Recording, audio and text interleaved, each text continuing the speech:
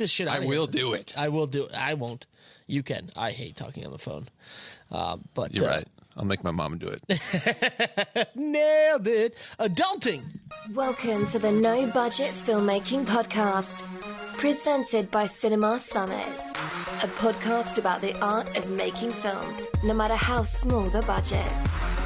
And now, here are your hosts, Alex Dark and Trevor L. Nelson. Hey everyone, thanks for joining us. This is episode 45 of the No Budget Filmmaking Podcast. I am Trevor L. Nelson. And I'm Alex Dark, and today we're going to be talking about why most horror movies suck. They do. Yeah. But first, Trevor, what are we drinking? Oh my gosh, we are changing things up, guys. I know you all are waiting with bated breath to hear what we're drinking. I know, and you're so excited. You'll hear it, because vodka sodies. And you know why we're drinking vodka sodies and not beer? Why? Because the first what's new, ice, baby. That's right. We finally got our ice maker.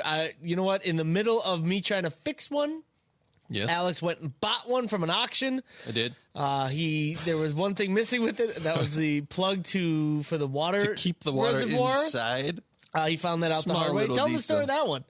Yeah, so I brought it home, this ice maker, and it's a nice one. Yeah. Cleaned it up a little bit. All right, at home. thanks. And then filled it up with water because I wanted to test it to see how it worked. And, didn't really know how to work it, so I was messing with the dials, and then all of a sudden I just see like a puddle of water on the ground. I'm like, wait a second, that's weird. And then I noticed that there's water pouring out of the back Oh, fun. because it's missing a little stopper. Yeah, like a... Because it's supposed to run out because there's a water drain for when you clean it out. Yeah. But there's supposed to be a stopper so Yeah. it doesn't drain all the time. Exactly. It's like a plug in a boat. It's it's just if you need to get Yeah. the water out and it's raised up, you just unplug it and the water comes out. But So not we spent so happy. a really dumb amount of time today Super looking dumb. for a replacement part on this thing, which apparently doesn't exist. Yeah, it's like, you know what? It's one of those models that like 5 different companies branded as their own, and it's all the same stupid thing. Yet you'd think there would be a better way of finding replacement parts. But no, alas, no. No. No. So I had to fashion. In true no-budget filmmaking fashion, Alex fashioned something. I made a plug out of a paper clip and some gaff tape. Ladies and gentlemen, Alex Dark. So It worked. It worked. It worked, and we have ice rocking and rolling. We already filled up the ice tray, so it stopped the automatic ice creation. Yeah. And now we are drinking some delicious vodka sodies. It's fantastic. Oh my gosh, it's so good. It's starting to get warmer in LA now. I know you guys are all laughing at us because we were cold for a while. I know. But this is so refreshing. Big fan of it. Big fan. It's just nice to have something other than beer. Yeah. Not that I don't like beer, Who doesn't? but Yeah, but you know what? You gotta switch it up every once in a while because gotta keep things interesting, keep things fresh. yeah, Fresh and exciting in life because this is all we have. exactly. What else is new, Trevor? What else is new with us? So what else is new is we're gonna give a shout out to I'm gonna mispronounce his name. Yeah, I say Shayoba. Shayoba. I'll go with Shayoba. Shayoba McCoy. He actually hit us up. We put these episodes on YouTube if you guys don't know that. Like a video. It's a graphic that plays the audio. And he commented on the last one where we were talking about building your post-production kind of equipment and system and workplace and all that.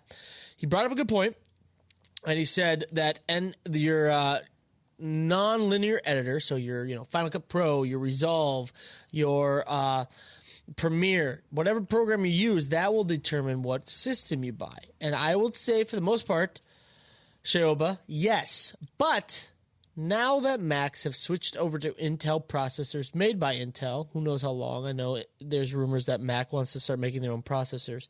You can make what is called a Hackintosh out of any Intel-based computer. So our computer, our big beast of a computer, if we really, really wanted to use Final Cut Pro, which we don't because it sucks, and Final Cut Pro X is dumb, we could do a side install of Mac OS X and run Final Cut Pro on that, even though it is quote unquote a PC. So yes, I totally get it. For the not so technically inclined, the program you use to edit in will definitely determine what system you get.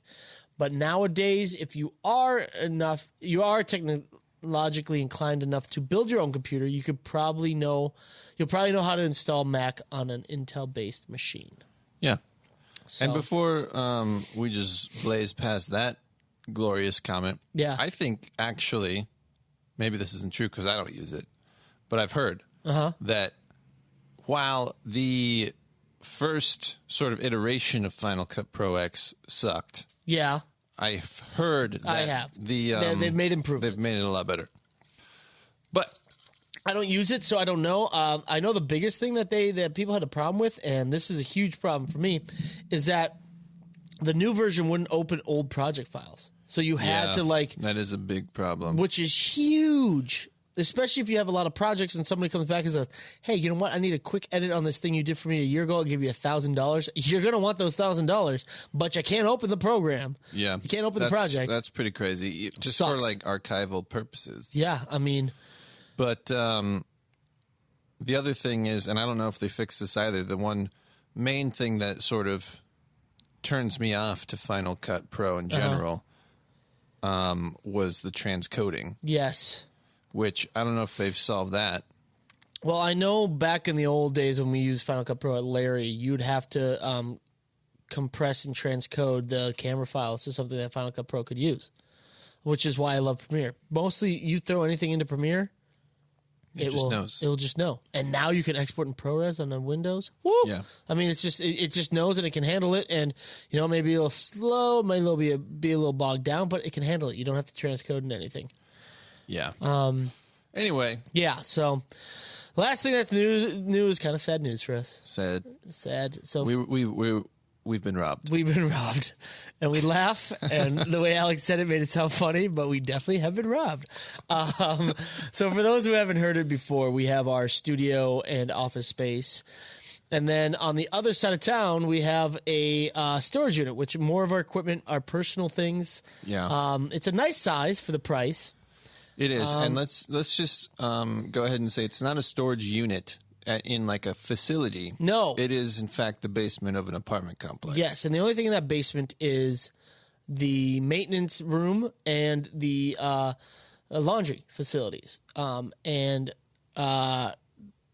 our managers at this building, the company that manages the building, thought it would be smart to put a lockbox outside our door with a key to the unit in case somebody from maintenance had to get in there and... Because there's water pipes. Yeah, water pipes and all that, which I still understand why they didn't just give the key to the maintenance people. But somebody ripped that off the wall, took the key, opened up our unit, and mostly stole my shit. Not much of Alex's. They were like, "This looks like Trevor's, that douchebag."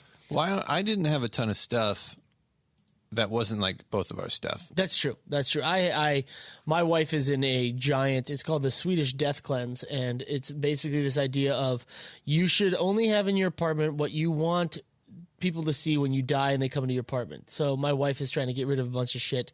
And we have a bunch of shit. Doesn't she realize that when they die, they'll also be responsible for the storage unit? Yeah. You should bring that up next time. But that's me doing that. That's me saying, let's just hold this for when we get a house. Oh, I see. And so we had a lot of stuff in there. We had all of our camping gear that I have amassed a lot over the last years. Yeah. But more importantly, I had my moped in there that needed some fixing, but it was still a nice moped. Yanked that thing, which means that they had enough time to pull that thing out, get it into a car. It's not easy to get that thing in there. No, exactly. And we needed a ramp to do it because the stairs are huge. Yeah. So they got us. So that's always fun and makes you feel pissed off. And it makes me think that they knew about it before we did, even because they changed the lock on the outside gate. Interesting. Maybe. Anyway. Yeah, it's many theories afoot. It's unfortunate. I had my car broken into not so long ago, and my camping gear stolen. That sucks so much. So I know Trevor's pain. Yep. It's no good. Anyway, we're trying to fix that scenario. Yep. So the new lock's on there. I actually went to Home Depot and got some wood and covered up the hole that looks right into it. So I like that. That's good. So I like that. We'll see. Maybe I'll stop by there the I other also want to put day. a door on that other, what do you call it? Yeah, there's nothing in there. There's actually nothing. There's no pipes in there. So we could probably put it. We should. If we just put a door on that and then locked it with Yeah. our own lock, Yeah. screw those guys. Yeah. And then I would say put a whole new door on the actual thing and put their lock that they put in there on it. Yeah. So, yeah, we got ideas brewing. Anyway, yeah. we're off on a tangent. Sorry, Funbot. Sorry, Funbot. Just dealing with life over this here. This is never going to die, our hatred of Funbot. I know. But you know what? This is how we do it. This is how we do. So, yes. So, okay, on to the main topic then. If Yes, you guys talking don't about horror know, movies. if you guys don't know, or just new to the pod, ooh, look at that, new to the pod, new to the crew. Wow, I am so embarrassed for you. This is why I drink. Oh God, I love this drink. Is so good. Me and Alex are horror movie fiends. That's Yeah, we fans. love watching them. I think you mispronounced fans. No, fiends. Like, you know, we Like fish have fiends? the end of a French film. Fiends. Yes. Yes, we do. We like the horror films. Love them. Love them. But what's funny is people ask me, like, what's your favorite horror film? And I have to explain to them, like, I don't like most horror films. Yeah, It's weird. Like, I'm a horror film fan, but I don't like most of them. because most of them suck. Yeah. And I'm gonna. Yeah, I have another reason why they make. Sometimes you suck love too. them because they suck. You know, it's like, it's fun that they're so bad. Yeah. And other times it's just, unfortunate, or like they just missed the mark, and it just is like kind of lame. And you know what? Where that mostly happens is when they'll come out with a trailer that I'm like, yes. Yes. Oh, hell yes, I want to see this. And then I go to the theater, I'm like, oh, no, I wish I hadn't seen this. I know. The concept is better than the execution sometimes. Yeah. All right, so let's talk about why we think horror films, some of them, most of them, suck. Yeah. First and foremost, I think everyone can agree with them. They are so predictable. Like, horror films are super predictable. Yeah. You know, this person, I mean, you got to give it to Scream. They perfectly played the tropes of horror films and what makes them so predictable, and Yeah, and they sort of made fun of it. Yeah. But Yeah. because it's true.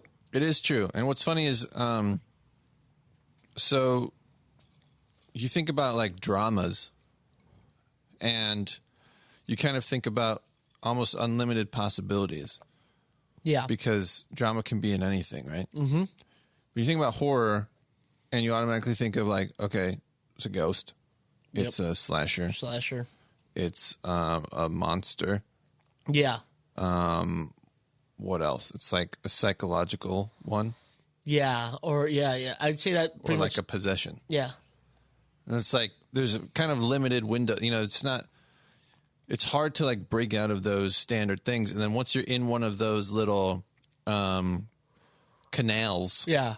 it's hard to break away from what's already been done because it's almost expected. That's what I was going to ask you. Do you think it's hard to break away from that because people are afraid to break away from it? It may not be hard, but they're afraid because it's like one of those things of like,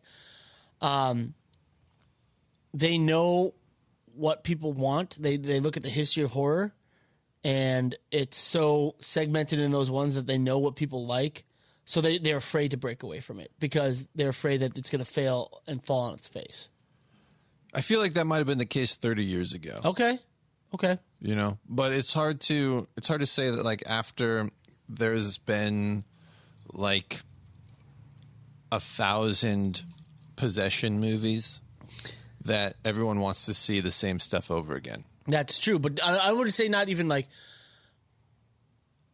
I meant more like, yeah, they might want to try and do some more stuff within possession, but like to break out from those 5, like main horror stays. I think people are still scared of it. Like they may do a little something different. Like, you know, you get something like Paranormal Activity. Now that's a haunting one. That's ghosts, and it did it a little bit differently, but it was still a ghost story. Yeah. So they kind of branched off into the found footage realm. Yeah. I guess, yeah. I mean, it just seems like people are so afraid to like do something completely different with horror because they're like, well, if it ain't broke, don't fix it. These keep making money. Yeah, and it's also hard because horror is so specific. If you venture off, it might not be a horror anymore. It might be a thriller. That's true. Because, or it could be a drama with some horror. It's like, it's tough because you could easily wade into another one, into a different, like, would you say Jordan Peele said all he wanted to do when he was growing up was make horror movies? Would you say Get Out was a horror movie? I would, because it is well, I don't want to spoil it for anyone who hasn't seen it. We're past the spoilage time. Well, at the end, it is beyond reality. Yeah. So if it was a thriller, I feel like it has to be a little bit more grounded in reality, whereas horror can be more supernatural, more like it was almost like science fiction. Yeah. More so. But yeah. I mean, so do you say that horror has to be outside of reality? Well, no, not entirely, because like slashers and like the gore, torture stuff could be, pretty grounded. But I think it's out of reality for most people. Yeah, I mean, I would say Don't Breathe is pretty grounded in reality until the very end, but it's more like it's real, but it's just so hyper real and so like extraordinary. But then it's like you could get into debates about it. Where is that a horror? Is that a suspense thriller? Yeah, see, that's tough. That's tough. And that's why it's tough to. First of all, defining things is difficult in general. Yeah, people always ask like, what your favorite style of music is, and it's like, well, I don't even know what half of the genres are that the musicians that I like are in. So I don't know. And I feel like Britney Spears is pop. Just to let you know. Yeah. Oh, I've been telling people alt rock. I was been telling people Christian rock. Oh, well, yeah you're closer than I am. Yeah. Baby One More Time is about Jesus. Yeah, I think so. Yeah, I think it's hard to like. You don't necessarily, because like one of the things that I love about horror films and horror in general is when it kind of like crosses with other genres. Like I almost like horror thrillers or like sci-fi horrors better than just like straight horror. Yeah, myself. Because I think that goes back to the fact because common themes and tropes are in the like straight thrillers. It's the straight horrors, you mean? Yeah, the straight horrors. Yeah. And it's like, it's like the slasher film is like, okay, this is very predictable, and they're going to go here, they're going to run around here, and somebody's going to die, and then blah blah blah blah blah. I was talking about I think with you about Your Next. Yeah. And it had a twist in it, but it still was a straight up horror slasher. Is that the one about the dinosaurs that come back? Oh, that's We're Back. Yeah, no. It's You're back. Next and We're Back. That's right. That's the horror dinosaur one. Right. Right. So, but I mean, it's one of those things where it's like horror can just fall into a line of just being very predictable, very kind of boring. Like there's times when I watch horror movies, and I think I've seen some with you, where something happens that is there to scare people, and it's so predictable to me because I like horror so much, I just start laughing. Yeah. It's like, okay. That's one of the strange things about horror is there's a fine line. It's a really fine line between like scary and good. Yeah. And cheesy. Oh, and so you can go off the rails so easily. And I think people have different views on that very, very easily. I think, for example, we were talking earlier about Nightmare on Elm Street. Uh-huh. Some people love that and are terrified of that. I think that has a lot to do with like when they saw it first. Yeah. But I think nowadays, if you saw it without seeing any of the other ones, you would find it to be kind of dumb and cheesy. Yeah. I think it's definitely nostalgia on those movies. And another thing that just happens with horror movies is like these impossible predicaments. Ugh. Yeah. Because, well, when it's supernatural, how do you get out of how do you get out of a haunting or like a possession, Yeah. Because it's something that doesn't have a certain answer. Mm-hmm. I guess you could do like an exorcism. But even that doesn't work sometimes. Right. And it's not like a sure thing. And then also if you're doing a possession movie and you do an exorcism, then you're once again like that's every movie. Yeah, I think what horror movies tend to run into is that they think because they're horror movies, especially if they're supernatural or something like that, there are no rules, so they Right. can just figure out their way out. But then they just fall into the lineup where everyone's just like, really, like, Yeah. like really, that's how you did it, like. Yeah, so like one of my Final one of my Destination comes to mind. favorite horror movies is The Ring. Yes. And that one, so they did the thing, and maybe it's because I saw it when I was like in high school, and I hadn't really Okay. seen like a ton of other ones, so I don't know if it was the first one to do this or if it was, you know, falling in line with other things. But it was like a curse movie, right? Where you watched the Yep. tape and you were kind of cursed. Yep. And so then to solve the impossible problem, it became sort of like a detective mystery movie where Naomi Watts tries to find out what's actually happening and who the person is and that's behind it and all that. Mm-hmm. And then in doing so, theoretically, ends the curse by putting to rest the Body. Yeah, of the girl. Whoa, spoiler alert. Damn Sorry. it. God, you keep doing that. Yeah, so that was like a... So that to me was interesting and different because, again, it kind of like combined the sort of mystery crime type style and Yeah. genre with horror. Yeah. And it made it something other than like boo, ah, boo, ah, you know, like scary, ah, and then just like kind of, you know, low plot, high on scares and stuff like that, you know? Yeah. And that's, I guess, what makes a really good horror for me, too, is like, it's like a thought out way to get out rather than just like, we must kill the slasher or, you know, just some cheesy, like it just happens at the end. Like, we got all the scares out. And now let's just figure out a way to end it. Yeah. I mean, slasher movies are another one where it's an impossible predicament because they are invincible. Yeah. For the most part. It's like they're invincible until they're not.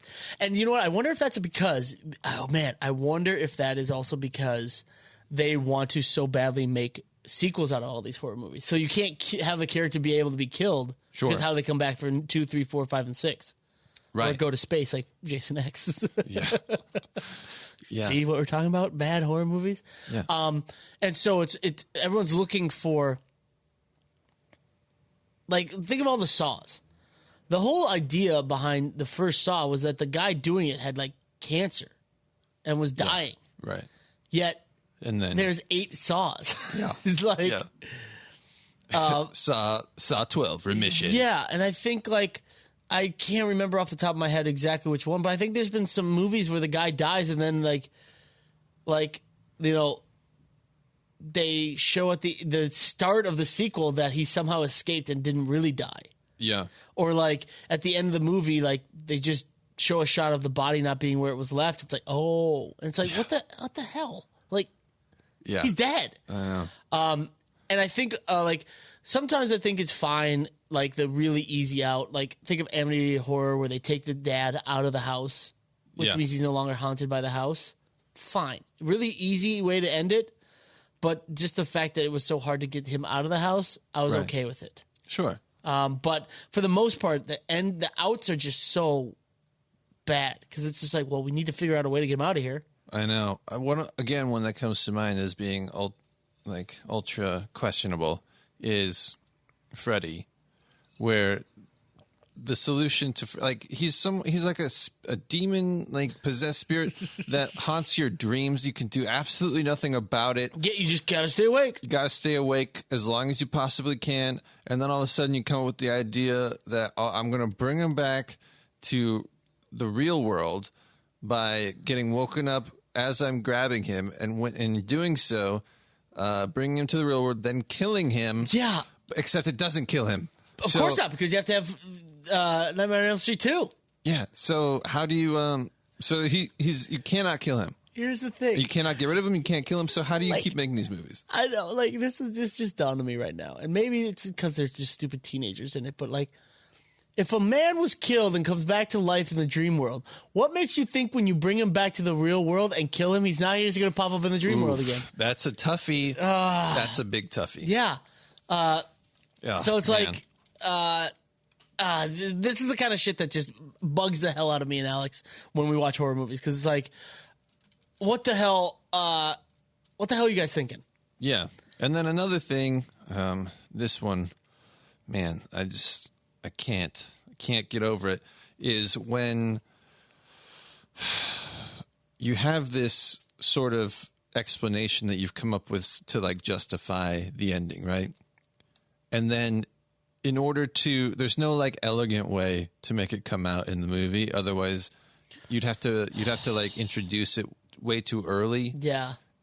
So at the end, they throw it all in there and do like this huge like exposition where the characters are talking about it and like discovering stuff and like explaining, and it's just really That's true with over-explained and so bad. many movies, though. Not even horror. That's true. And that's horrible.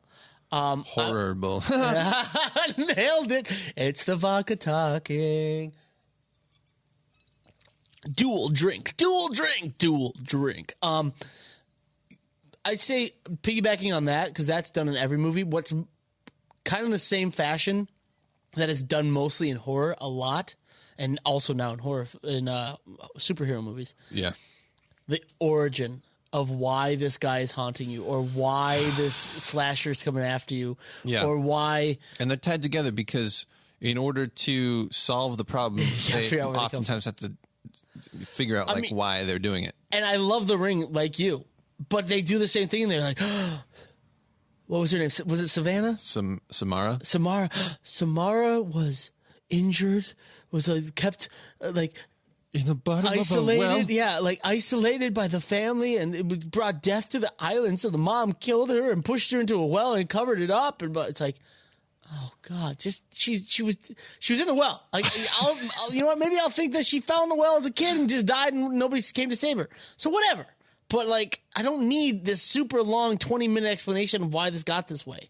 Right. I don't. If you do it smartly, that's great. You know, it's funny that I love the original Halloween. I've not seen the new remake. Yeah. But here's the thing that happens when we talk about origins and all that. Second Halloween. Jamie Lee Curtis was Michael Myers' sister. Right. And so... Now everything's changed because they try and explain Michael Myers' motive. Yeah. And even Wes Craven, did he do Halloween? God, and was it John Carpenter? I'm getting my horror masters. My God. I am God. too. Oh, God. You made me question myself. Oh, my gosh. Why is this killing me? He's John Carpenter. God, it's my fault, guys. I apologize. As a horror fan, too, I am embarrassed. So John Carpenter, he even said that the biggest regret he had of the Halloween franchise was that the second one he made Laurie Strode, the sister of Michael Myers. Right. Because then it wasn't as scary because he's just hunting Laurie. He's not just a crazy murderer that will kill anybody. Right. So when they came out with a new Halloween, spoiler alert, guys, they cut out all the movies after Halloween 1. Right. And made a direct sequel to Halloween 1. So Laurie Strode was not the sister, just somebody who was attacked by Michael Myers. Yeah. And what's actually fascinating about it, and my point when it comes to origin story movies of any kind, including superhero movies. Yeah. Because, my God, superhero origin stories just, like, drive me up the wall. So many montages of, like, making suits and like I just can't get it. Dude, by the way, did you see Black Panther? Yes. I thought that was a decent origin story. It was more like you're the king because you're next in line. Okay, on to the story. Now you're fighting people. That was okay. That was okay compared to the other ones. I feel like if you went back and rewatched it, you would realize that it is a lot of the same stuff. Okay, fine. I'll go back and rewatch it. But I think the interesting thing about the new Halloween is you could go into that movie without seeing the original and totally get it and be fine and actually maybe even like it more. Yeah. Just because it stands alone. I mean, you don't have to. It's like a lot of screenwriters talk about starting in the middle instead of starting at the beginning. Ah, okay. You know? Yeah. In a script. And I think you can think about it that way just in like the overall story of the character, where you don't have to start at the beginning. Mm-hmm. You can start in the middle. Yeah. And still sort of get away with it. That's why I don't know, things like The Ring, where you're starting in the middle of like this tape being transferred around. It's already in the transfer. Yeah. It's like not like the beginning. Right. It's not necessarily like an origin story. I mean, it is, because it's like you end up being introduced to the character at the end, but like it's not meant to be an origin story necessarily. Yes, Trevor? Oh my Raising your God. hand? No, because you know what this just reminded me of? It just is the perfect coalescence, and it happened. Origin story, Yes. The Ring. Yeah. Do you remember the origin story in the sequel to The Ring? Which one? Rings? The one with, The one with the Johnny Big Bang Galecki. Theory? Yes, remember that? Yes. When he bought the tape, or like, it literally was like He bought it at a garage sale? Yeah, and he literally said like, it was the biggest setup. It was like a girl died. This it was like one of those things where it's like literally he almost looked at the camera and said, "This is the plot of the movie. Here we go." Because I remember we went together to see that, and we both looked at each other like, "Are you fucking kidding me that this is in the script?" I know. Well, a lot of that was. But that was the most overt. That was easily like top 5 worst horror movies I've ever seen. Yes, and that was, but that was probably top 1 overt. Like, grab the camera, look it straight in the eyes, and say, "Hey, this is what the movie's about. Here's the backstory." In like 5 minutes, it was just like I remember looking at you and being like, "Are you kidding me?" Yeah, that's the laziest screenwriting I've seen. But yes. Okay, so. Yes, me and Alex constantly say that,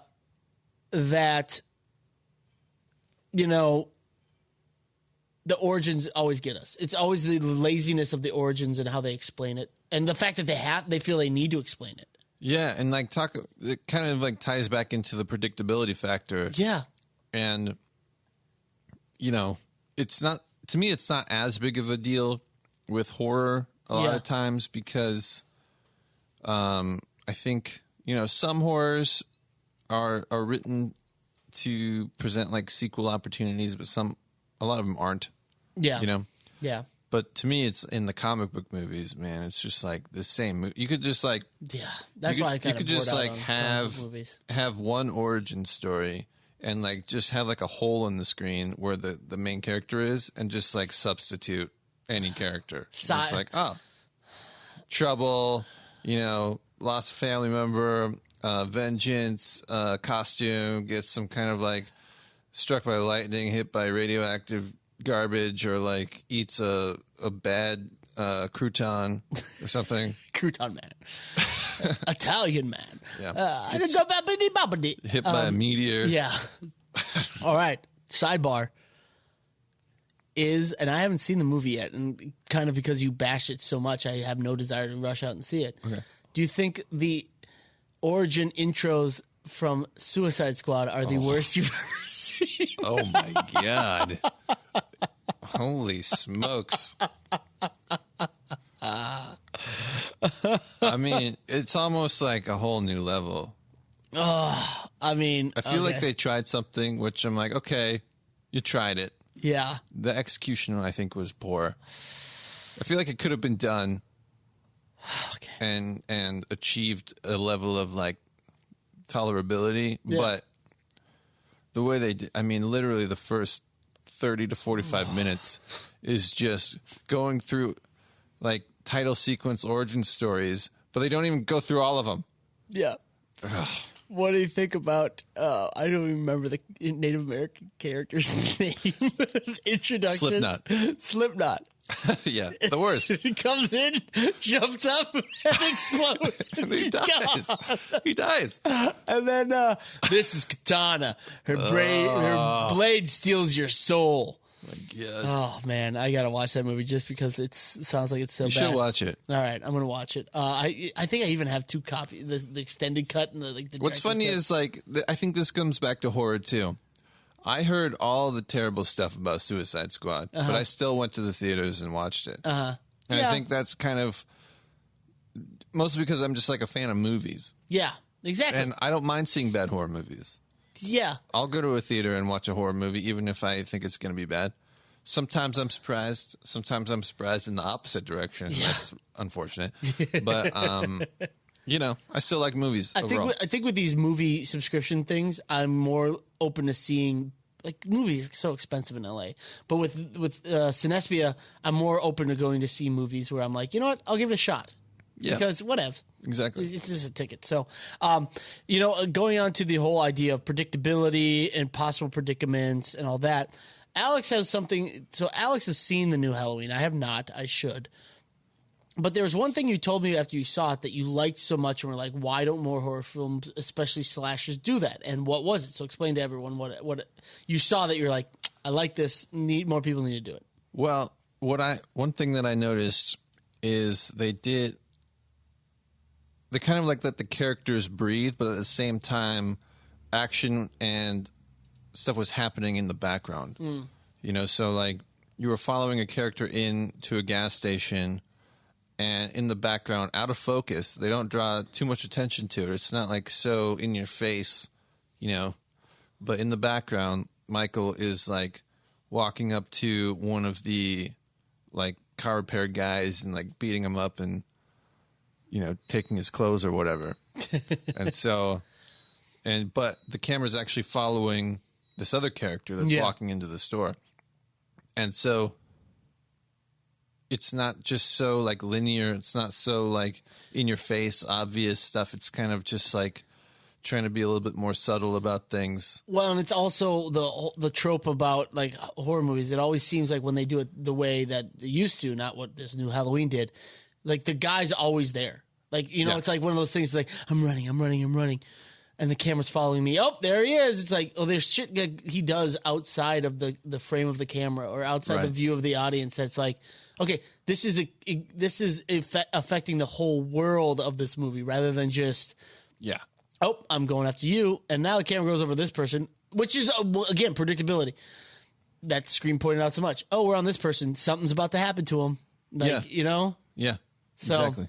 Yeah, I think I need to see the new Halloween and really get an appreciation for it, which is crazy that Danny McBride wrote it. But I'm all for it. And one thing that I really, really hate, and it's, it's a stereotype of people yelling at the screen like, bitch, don't go in there. Don't go in that room. Like, most characters in horror movies are incredibly dumb. Yeah.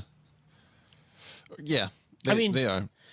They just make bad choices. They make bad choices, and like, you can't identify with their choices either most of the time. That's the thing, is like one of the scary parts about horror films is like they become like a proxy for yourself. Exactly. But if you can't imagine yourself making the same stupid decisions and mistakes that they make, then it kind of ruins it.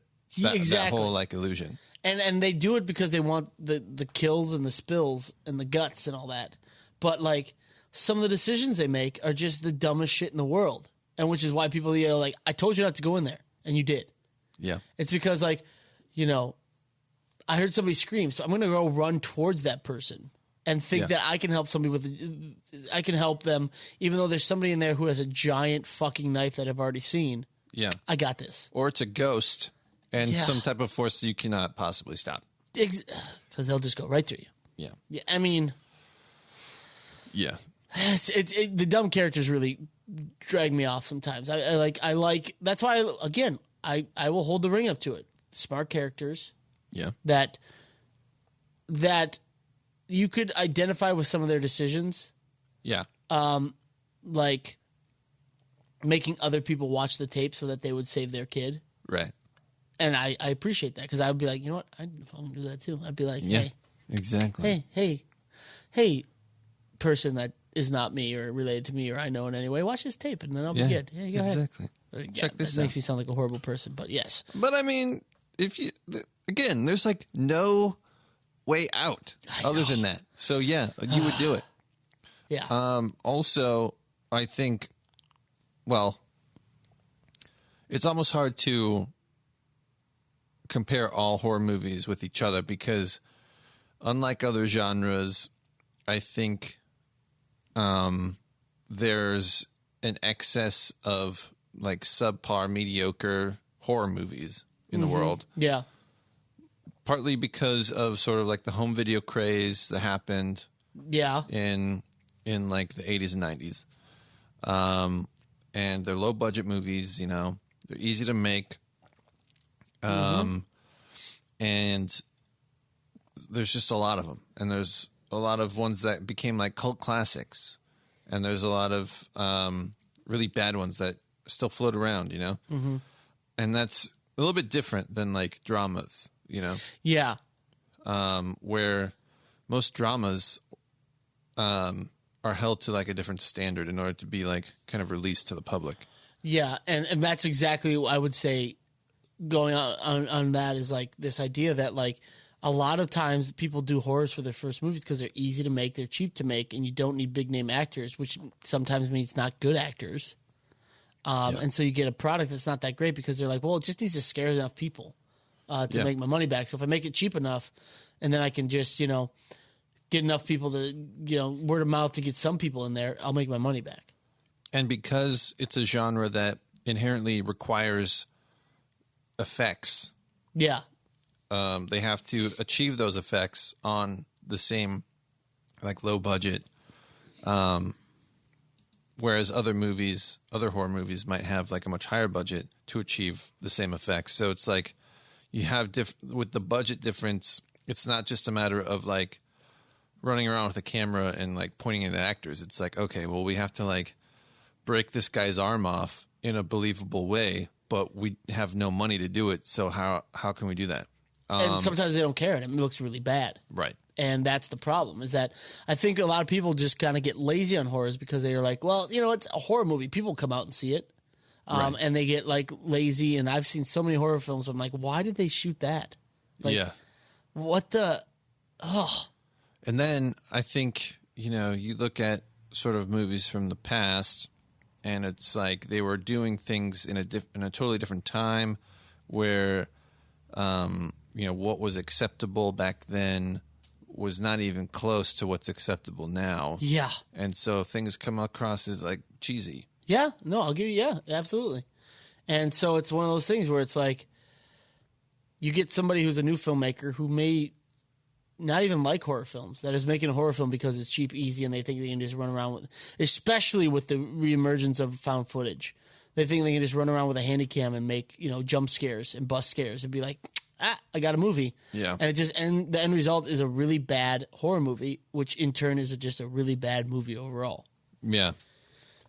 To me, I think the most important part of a horror movie is having a solid story that doesn't rely entirely on the scary aspects. Like, the story alone is interesting enough to propel.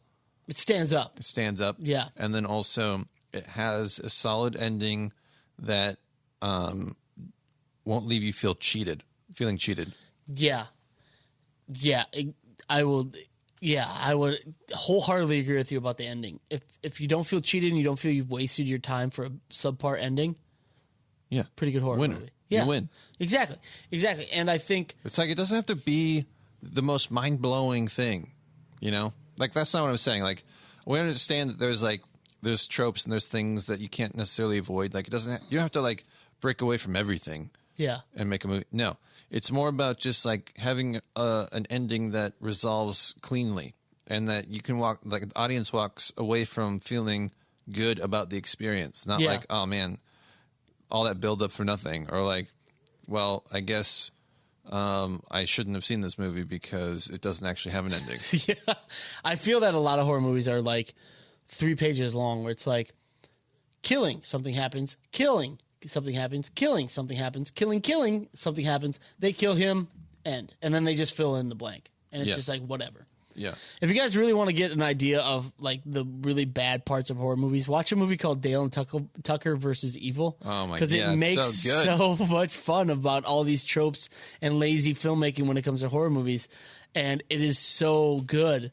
And it's just like, oh, like you have something like Evil Dead, the original, like the first one, and the second one that was a remake of the first one, so good. Yeah, because it was like those are accidentally good though. Well, the first one. The first one, yes. But the second one, they had the budget. And it's like they took their time. And they treat it like... That's the thing. They treat it like a film, not a horror film. They treat it like a film. Yes. Great acting, maybe a little bit over the top. Bruce Campbell's always over the top. Yeah. Which is why we love him. Yeah. But that's a movie where it's like... They treat this, and with The Ring, we're going to keep going back to The Ring, where they treat it like a movie first and a horror movie second. Yes. So the lighting is good, the acting is good, the blocking is great, the story is fantastic. And I feel like some people probably have a much different opinion about horror movies than we do. Wrong. They're wrong. We share the same opinion, I think, and taste in horror movies, but like I personally don't think a movie is benefited by adding more. Like saying we need more blood, we need more gore, we need more scares. It's like, no, not really. Like, you just need the solid story. You need suspense and some scares. I would never have to be like over the top. Yeah, I would never say that torture porn, that genre when that started coming out, was my favorite at all. Hostel, seeing the toes getting clipped off, I was like, what's the point? That's more shock than it is a good story. Did you see Eli Roth's Cannibal movie? Raw? No. It's the one where the social justice green something or something like that. The social justice warriors go to the tribe. The Amazon and find the tribe. I did not cannibals. see it. Did you? I did. What'd you think? It's hilarious. Really? I mean, in a bad way? Like, no. It shouldn't be like. It's supposed to be hilarious. I think. I mean that Eli Roth kind of does that with his movies. It's like cheeky. Yeah. Okay. I forgot what that was. Yeah, I got to check that one out. Because it's cheeky because of the circumstances. You know, if it was just like a group of people that got lost, it'd be a totally different movie. But it's like these like social media influencers that like you just automatically kind of don't like that are a place that they shouldn't be going to in the first place, and then they end up in this situation. You're like, screw you guys. Yeah, that's the one thing is that like I think a lot of times you got to feel bad for the characters that's being killed, or it's not a really horror movie because you. Right. That's the thing is like in that movie, I didn't care about any of those characters. I was like, kill him.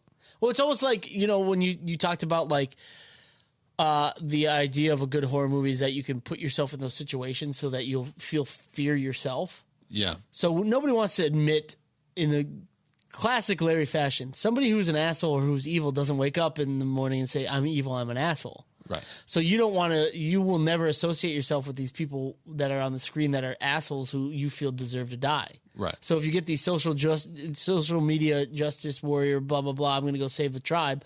Like, this is going to sound horrible. But did you hear about that guy who went to like the tribe that they kept saying, do not visit this tribe? It was like on an island. Yeah. And he snuck in and he was killed. Yeah. And I feel bad that he died. But at the same time, I'm like, dude, what are you doing? Right. Like, why are you going there? They told you not to.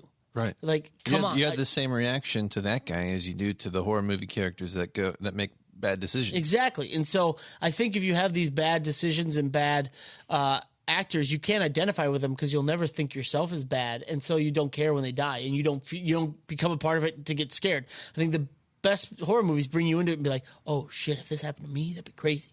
Yeah.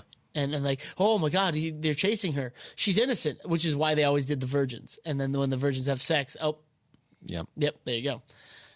So I don't want you to think that we hate horror movies. No. Because as we will say over and over again, we love horror movies. We do. I love horror movies. Yeah. I've been on a kick where I've been watching a horror movie every morning. Really? Yeah. Must be nice. Yeah, boy. What'd you watch recently? What was it? Because to be fair, this we've been talking about this project that we're sending out and everything. It's a slate of 5 movies, and they are horror movies because that's how much we like movies, and because they make good money if you do them right. Okay, which is why Alex has probably been watching horror movies. Yes, get into exactly. the zone. Go ahead. I've been rewatching some that I've seen. Okay. Watching some that I should have seen, and then watching some that I have not, ever even heard of. Okay.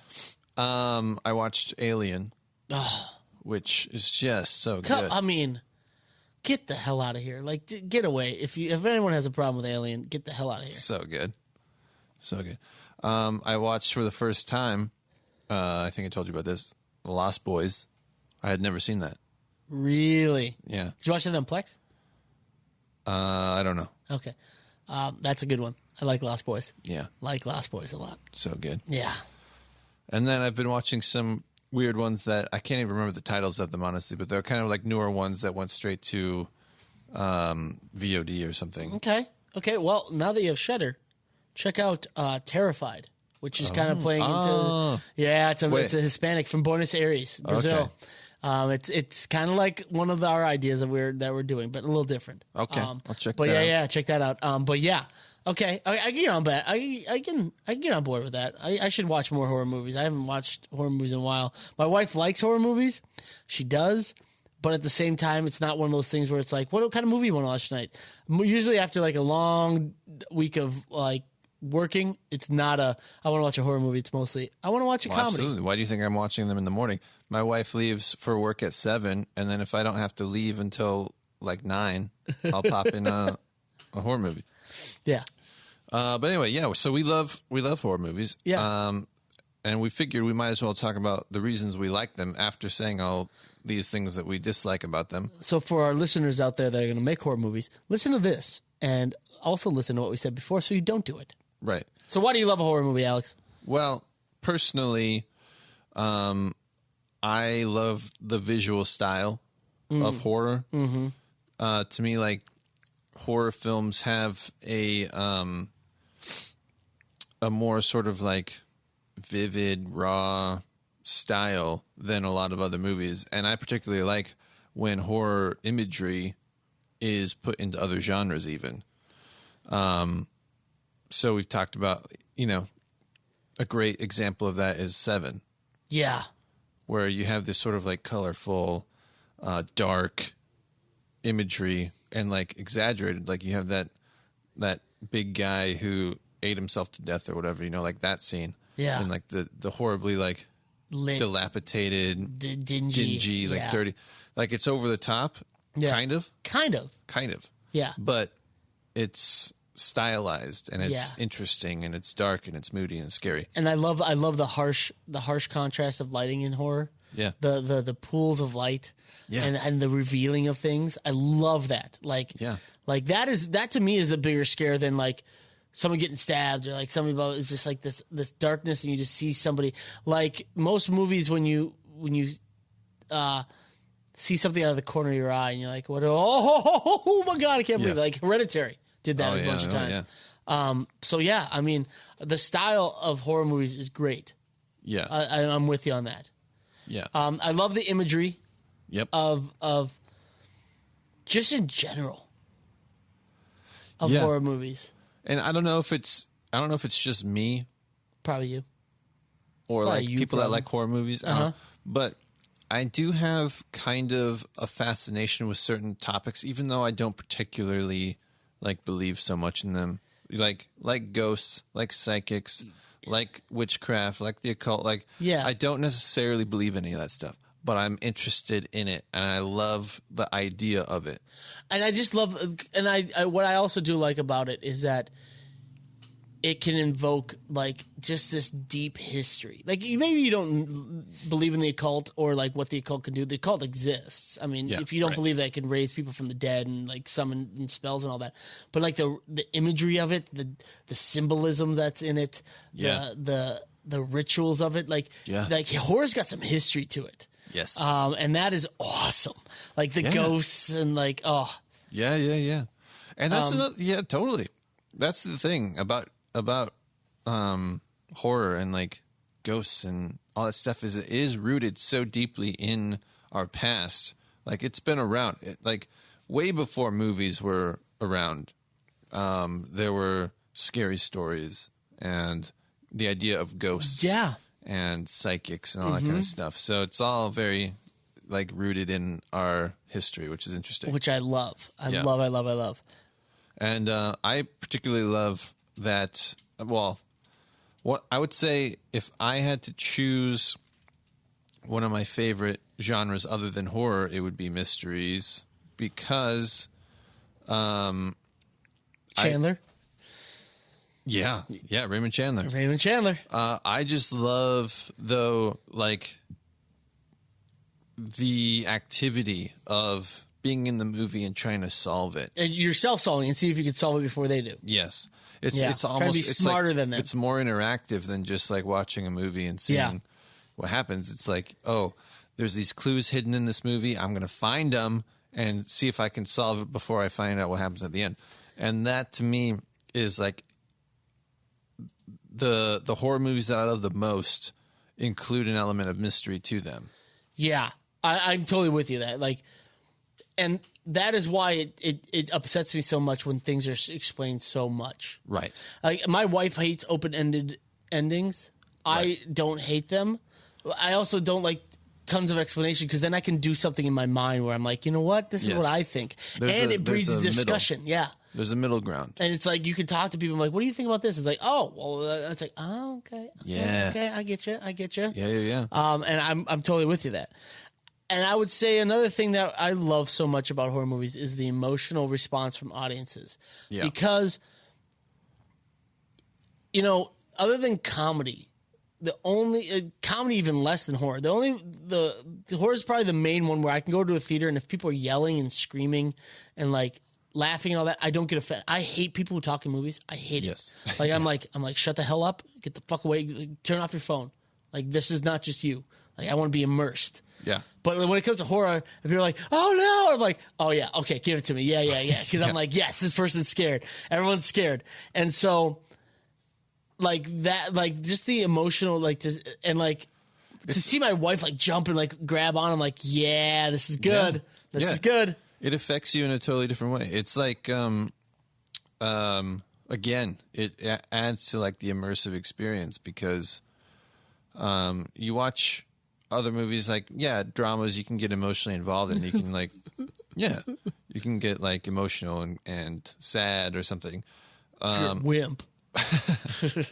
And comedies, you can get emotionally involved and laugh along with it. But there's something like super primal about the idea of like being terrified. Yeah. And also it's a primal instinct of being terrified, the flight or fight instinct. Yeah. Yeah.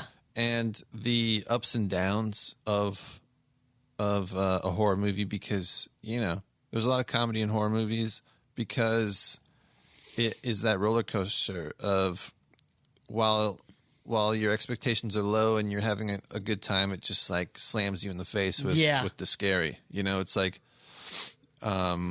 doing the head fake a little bit. Yeah, it's also like you just said, like the being entertained and all that. It's the idea of like people paying to be frightened just is awesome. Like, they're there paying money to get the shit scared out of them.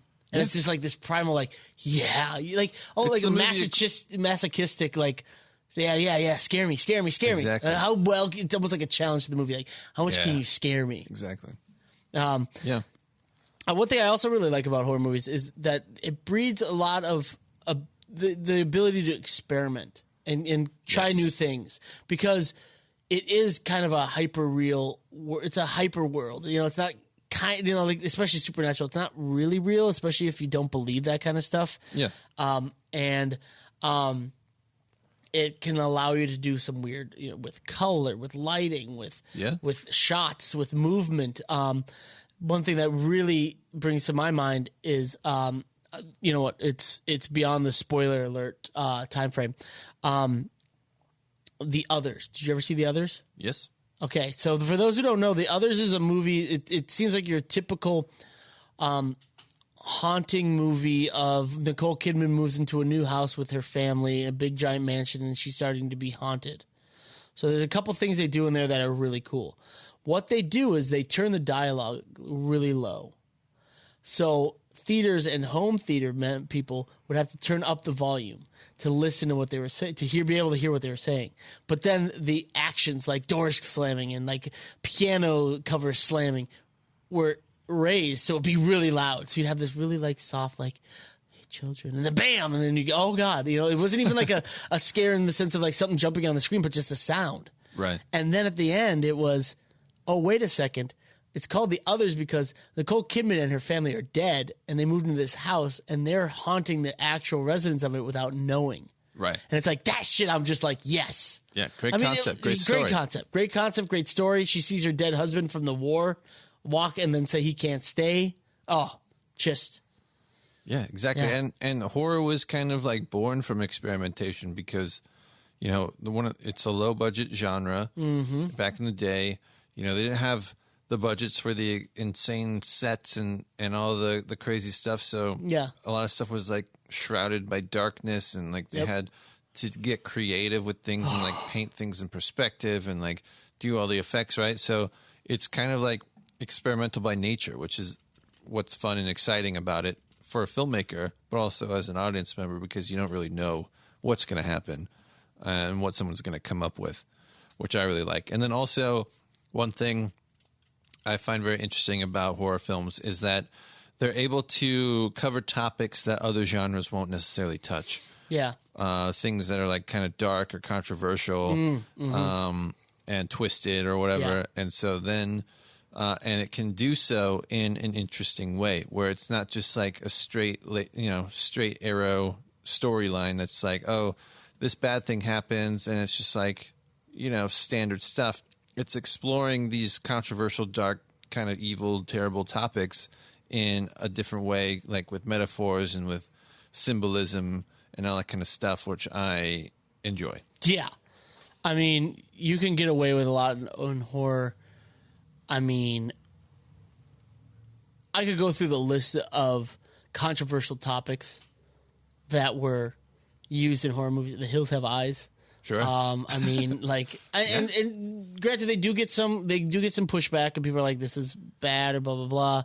But like, for the most part, people are like, "Well, this is horrible," and it's in a horror movie. Like, you get away with a lot in horror movies. Yeah, way more than you can get in other genres. And I hate to say this, but for the most part, I think horror movie filmmakers do that on purpose to get the press of like, you will not believe what this horror movie is. There's no such thing as bad press when it comes to movies. There may be, but there probably is. Yeah, I mean, Kevin Spacey being in it or something like that. But but like, I mean, you could get away with a lot more and touch on subjects that most people be like, yeah, but it's a horror movie. It's okay.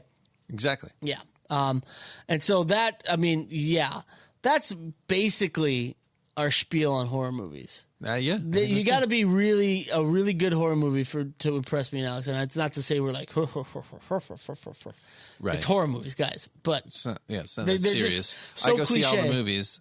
It's not that. Yeah. And I like many movies. Yeah. But I want to be blown away is the thing. Yeah, you have to do something special in horror because it is so almost cruise control. Yeah. Like the ones that come out because they know people are going to go see them because they want to be scared. Yeah. And so, yes, you may make a lot of money at a horror movie, but you got to do something special for me to be like, stand up and be like, that was a damn good horror movie. Totally. Like one recent, I would call it it was really a sci-fi, but I'd call it a horror hybrid slightly, that definitely exceeded expectations for me. Go on. Was Ex Machina. Oh. So would you say that was a horror? Absolutely. Oh, that man. dude is stuck in that crazy like fortress. That's true. That's true. And there's a robot. I love Ex Machina. Oh my god, it's so good. And he's stuck in there with a lunatic. And then it turns out the robot's like a murderous. So on that note, would you say Mandy's a horror? Mandy. Yeah. See, that was probably the most recent horror that I've seen that was like, this is experimental. It's subversive. Mandy's definitely a horror. I mean, yeah, I don't know what else you would call it. Yeah, I guess it's sci-fi. Yeah, maybe sci-fi, but it's very controversial topic. They rape a woman and then burn her alive. Spoiler alert. Yeah. But I was like, this is insane and Sure. like good. Yeah. Oh, you get a movie like Creep, which here's the thing. Like, this is how good horror can be. You have a movie like Creep, which is literally shot on a handy cam with 2 actors for the most part. Yeah. And the story's good, the acting's good, and it's a good horror movie. I love that movie. I think it's great. And it's made two sequels. They're coming out with a Creep 3. Yeah. And so that's the kind of stuff we love. Like, just give me that. Give me that all day. I will watch horror movies left and right all day, day. All day, every day. I love horror. We love horror movies. So that's basically our horror movie spiel. Yep. So what's new, Alex? Well, actually, not what's new. What's cool? What's cool? What's cool? Go ahead. All right. So one of the first things that I saw today was this.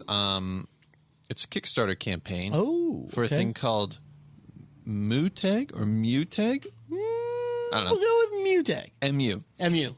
And it's a really tiny tracker for your things. Okay. Which this goes back to us getting robbed recently. Man, holy shit. Yeah, you're not kidding. If you've ever seen these trackers, like Tile or whatever. Yeah. They're rather large. Yeah. And they're fine for like things like keys or whatever. But these are almost like the size of a Jolly Rancher, but half the thickness. It's like a little tab that is rechargeable. You can plug it straight into your computer to charge it. Okay. Or it comes with a charging station if you have a bunch of them. Okay. And you can stick them to whatever. You can stick them to your camera equipment if you have like, a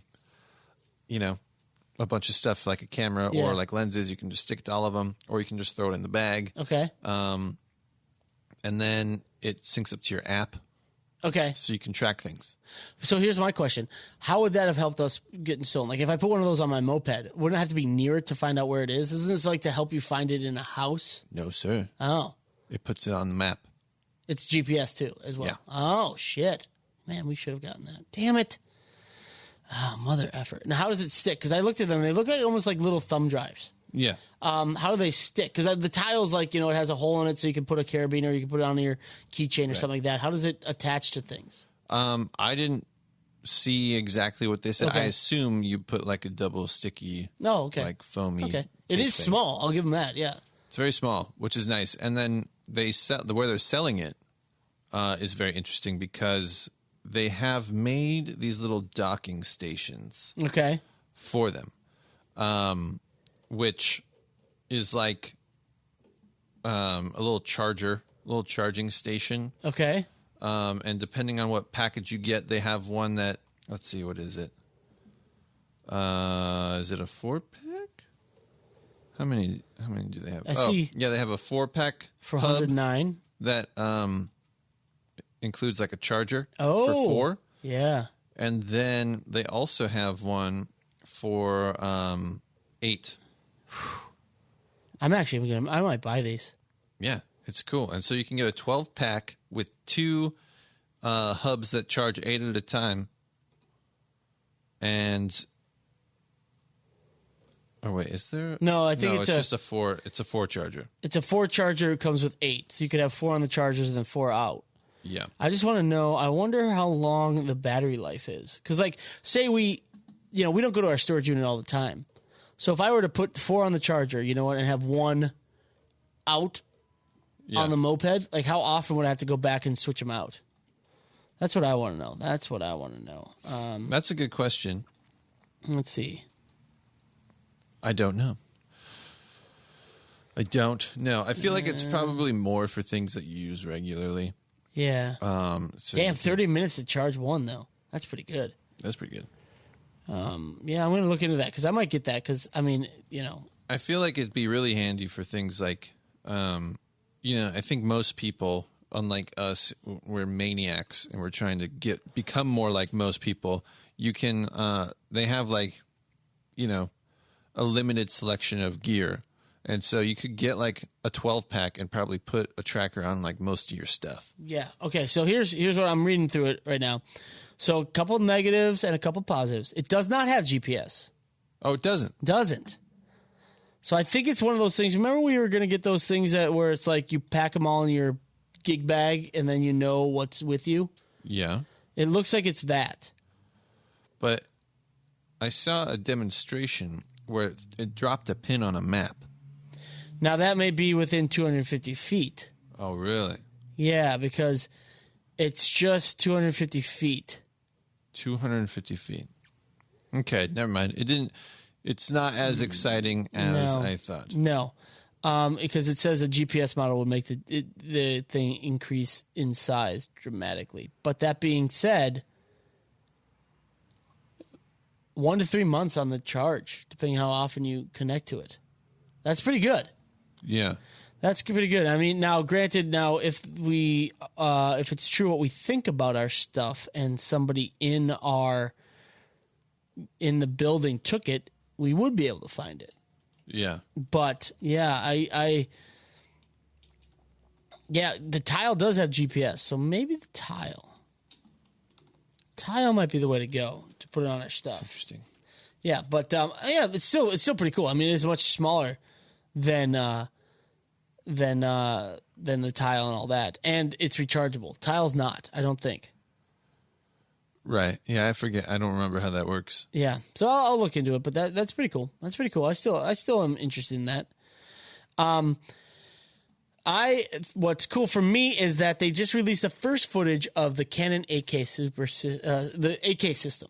Right. 8K. So Canon, everyone's coming out with 8K, 8K, 8K. Nobody's really done a camera that's ready to be released to the wild. Just like we kind of talked about the Panasonic 4K organic sensor camera, where it was a prototype. Canon is sent their 8K to a couple filmmakers, and they shot something with it, and they released the footage. Now, here is the predicament that always comes with this kind of shit. And this is what me and Alex have talked the whole time. Footage looks great. Looks really good. We don't have 8K monitors, and YouTube doesn't have 8K capabilities. Yep. So I could only view a 4K piece of footage on my 1080p monitor. Yeah. There it is. There's your bottleneck. 8K is great for VFX, I'm sure, but we don't have 8K monitors, and YouTube doesn't do 8K. So it's kind of like, okay. But again, this is not the model that's going to be released to the public.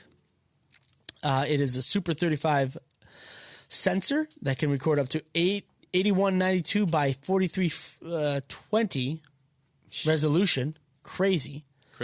But if you look at the photos, it records to an external recorder, and this may just be their setup where they had multiple monitors, but it looked like a little Proton pack that it was recording to. I think I saw in the corner of the Proton pack was the actual recorder. It was probably the size of a codex, like our the Pure. But at the same point, it was all tethered. So, I mean, 8K, you got to assume that they're going to do external recorders because that's just how it is. But yes, so Canon is out there shooting with some 8K footage, and I bet none of you can view it at 8K goodness. So, well, there's also the idea that there's diminishing returns on resolution once it reaches a certain point. The eye, because the eye can only resolve certain amounts of information. Your brain doesn't have like limitless capabilities. Yeah. So I believe it's actually 4K is the limit. Okay, well, then. But I read that in an article somewhere. Haven't read it in a couple years. Yeah. So I'd have to look up that again. But there's something about that. So I feel like the application of 8K in like mainstream is extremely limited. It's probably more for kind of like what we've talked about for 6K, visual effects, needing extra resolution to adjust the frame if you need to, like zoom in, or get like really clean keys maybe, or like background plates that you can sort of adjust or something like that. Yeah. But for like final output? For final output, it doesn't make any sense. None. I mean, I don't think. As far as what I've heard, it's the same computer model that everyone's just trying to one up themselves, so that they think because everyone out there thinks that they need 8K when you don't. I don't know anyone that thinks. Can they you need imagine? 8K. I cannot think of a single person who thinks they need 8K. Can you imagine trying to stream 8K? Like I can. Oh my god, like that would be a nightmare. Yeah, the worst. So Canon, it's out there. Hopefully, maybe they take some of the stuff they learned from the prototype and put it into other things, not 8K, but something else. Yeah. What else you got? I saw the Zacuto Chameleon EVF was announced. Oh, I like which Zacuto. is kind of cool. Yeah. Zacuto's been in the EVF game for a little while. They've had a few different versions of viewfinders and stuff, but this is their newest one called the Chameleon. It's 1080p resolution inside the viewfinder, which is awesome. It's HDMI and SDI, which is also awesome. Oh, very awesome. So you got double. Very awesome. It has a little joystick on the top, so you can go through the menu inside, because the EVF itself has built-in functions like peaking, and I think it has like anamorphic de-squeezes and like frame lines and stuff like that. And what's cool about it is it's something that you could take with you and put it on different cameras. Oh, nice. So unlike built-in EVFs, or if you have like a camera that has one, like we do, yeah, Panasonic has one, but we can't necessarily like take that off and use it on something else. No. But we could take it off and then put this one on it and just connect it via SDI. That's right. So blow my mind here. Yep. We talked about, I don't know how many podcasts ago, maybe one or two ago, about the 1 terabyte micro SD card. Yes. Tell me this EVF does LUTs.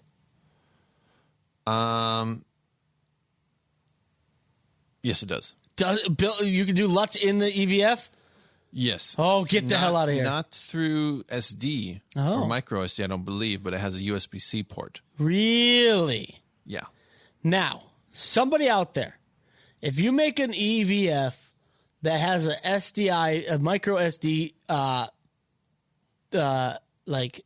slot, yeah, where I can load in LUTs, give me that all day. That. We're at that technology, guys. Come on. Stop being lazy. Yeah. That sounds cool. We certainly don't need 1 terabyte of LUTs. No, that's true. That's true. I will say, you know what I do? I will say that of all the different companies, because every company, every a camera accessory company has their own look. I think Tangerine is mostly orange accents and all that. Yeah. I really like how Zacuto's look. They perform well, but they also look good. Yeah, for sure. I like all of the Zacuto stuff. I mean, it's not necessarily like top of the line. Yeah. But it's all pretty good. You know, I think I always think of Zacuto as you definitely get what you pay for, and what you pay for is not super expensive compared to everything else. Yeah, Zacuto I think is like a really good middle. Yeah, exactly. Road. Yeah, that's exactly how I feel. And so that's awesome. That's awesome. I don't know if we'd ever need one of those. Maybe if we wanted to put it into like a smaller camera that doesn't have a EVF. I don't think we'd ever replace ours, but one that doesn't have one. Right now we have a C300. That'd be fantastic. That doesn't have the monitor module because it's broken. Yeah. It does have an EVF, but it's built in. It doesn't really do much. Right. Yeah. Okay, cool. So I actually am surprised I found this before Alex.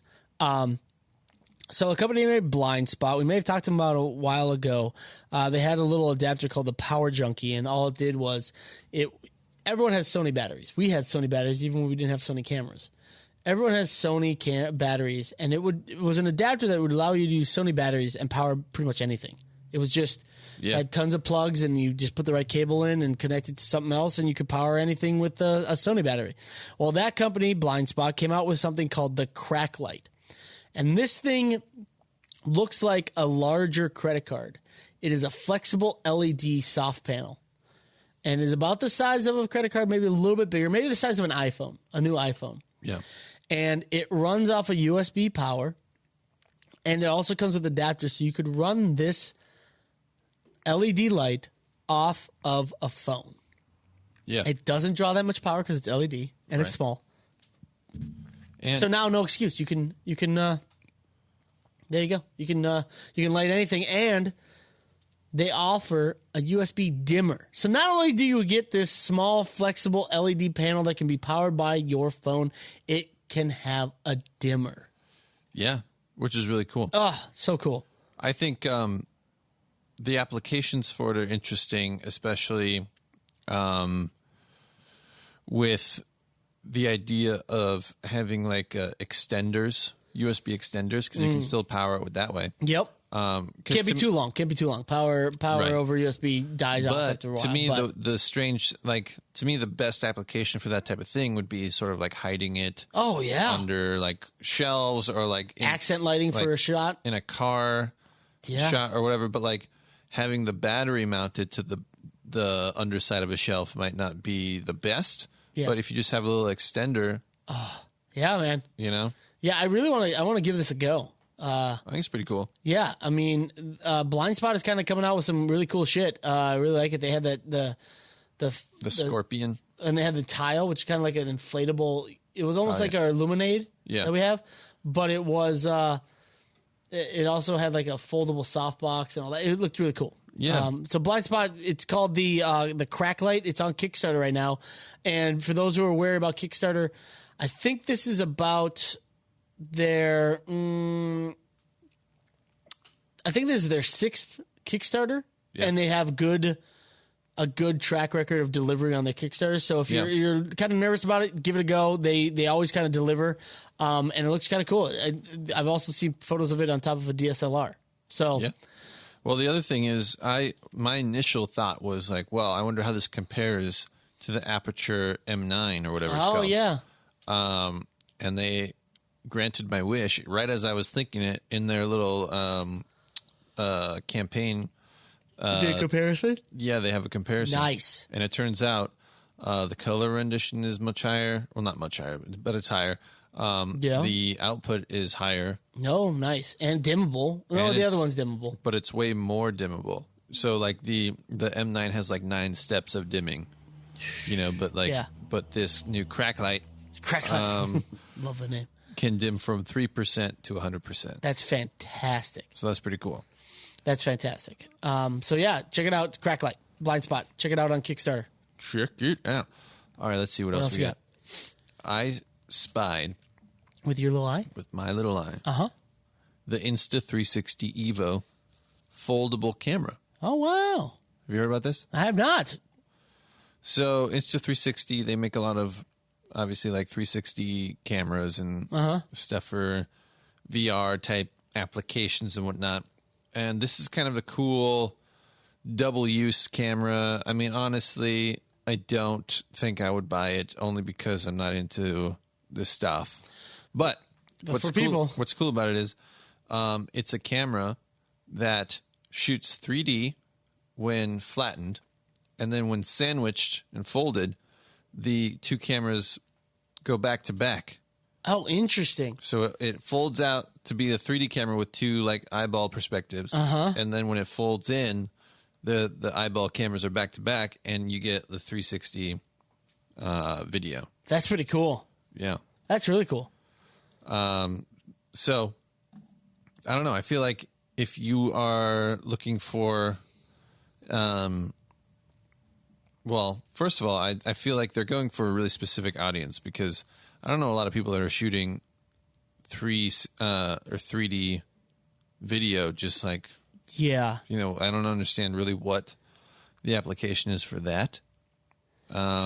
Maybe it's like, I mean, their promo video kind of shows them like at a birthday party. It's like, I don't know how many people are like, hey guys, let's look at the birthday party of our daughter. Don't forget to put on your 3D glasses. right, exactly. So it's kind of like solving a problem that doesn't exist. Yeah. in a way. But I guess it could be cool. I think they might have their own app that shows like 3D photos or video. It looks like it's almost like one of those hologram skins, almost like the red phone.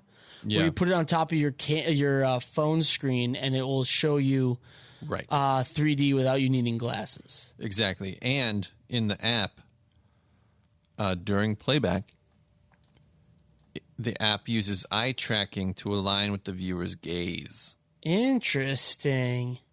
Okay, all right, I can see this a little bit. So there's some like roadblocks here. Obviously, only you'll be able to see these things because you're going to be the only person at all to have this special thing. Yeah, exactly. But when you show it to people, it might be real cool. Yeah, I was not impressed by the hydrogen one from Red, but this might be a little bit better because, like, it's only when you want to see 3D and hologram kind of thing, do you?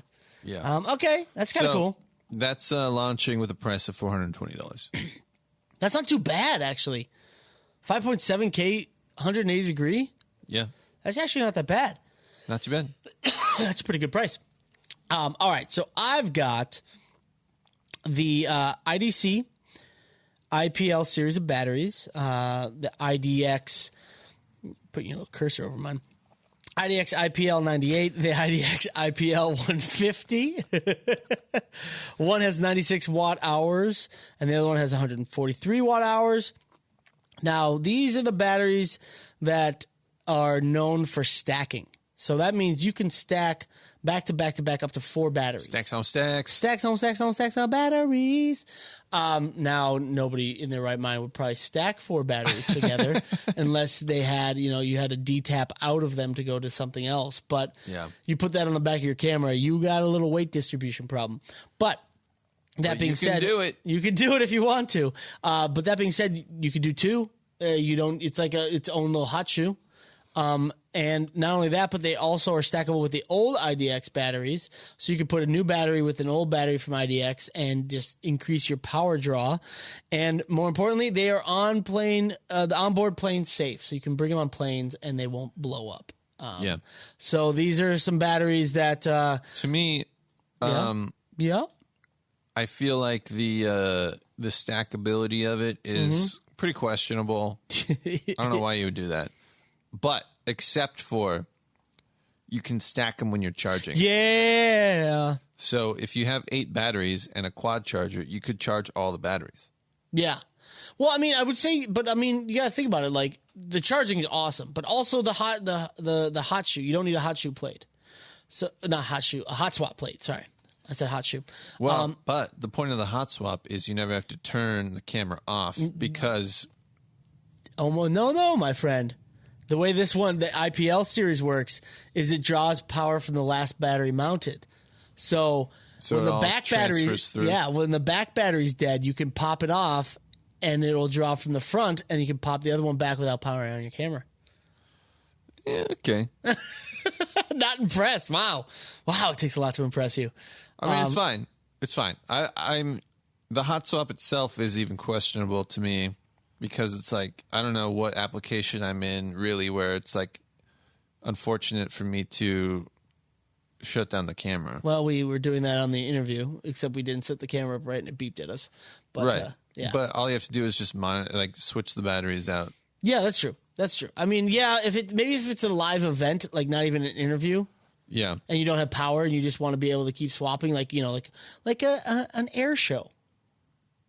An air show, yes. The very limited time you're shooting an air show. Sure. Yeah, there you go. So there you go. Now you can shoot your air show. Shut up. But you could also just, plug it in to like where the gardeners, plug their tools into. This guy's never been to an air show. Get out of here. You know the gardeners on the air show? But sometimes the air shows are down like San Diego on the coast, and there is no power plug-in. Well, where the public can all go. you have to do is bring a potato and some copper, and you're good. Alex always makes the most sense. I just need to bring a giant bag of potato, and then I'm good. I can run my giant camera. Copper. I can shoot my 8K Canon on run by potatoes. Fantastic. All right. On that note, that's going to do it for this episode. Thank you for joining us. You can get the show notes for this episode by visiting nobudgetfilmmaking.com/episode 45. And don't forget to hop on over to iTunes and subscribe to our podcast and when you're there, give us a 5-star rating.